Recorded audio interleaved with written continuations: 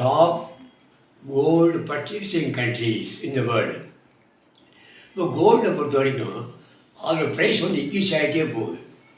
இப்போ இந்தியாவில் பார்த்தா கோல்டு ரிசர்வ் எவ்வளோ இருக்குன்னா ஜூலை 2020 படி 880.58 மெட்ரிக் டன்ஸ் இருக்குது. இது போக ரிசர்வ் பேங்க் ஆஃப் இந்தியா வந்து எவ்வரி இயர் வந்து அப்ராக்சிமேட்லி 700 டன்ஸ் வந்து பர்ச்சேஸ் பண்ணுறாங்க அடிஷனலாக. ஏன்னா டிமாண்ட் இந்தியாவில் வந்து கோல்டோட டிமாண்ட் கூடிக்கிட்டே போகுது. ஃபார் எக்ஸாம்பிள் இப்போ ஜான்வரி டு ஜூலை இந்த பீரியட் 2020 பீரியடில் கூட இந்த கோல்டு டிமாண்ட் வந்து 150 டன்ஸ் கூடியிருக்கு. அப்போ இந்தியா வந்து இம்போர்ட் பண்ண வேண்டியிருக்கு கோல்டை.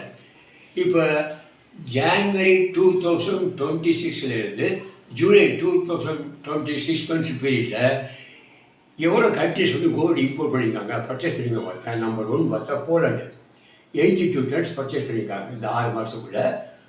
அடுத்து உபெகிஸ்தான் அவங்க 41 tons, China 40 tons, Kazakhstan 27 tons, அதே மாதிரி ரிபப்ளிக் அது 11 tons, Japan 10 tons, Jordan 6 tons purchase பண்ணியிருக்காங்க வித்தின் 6 months.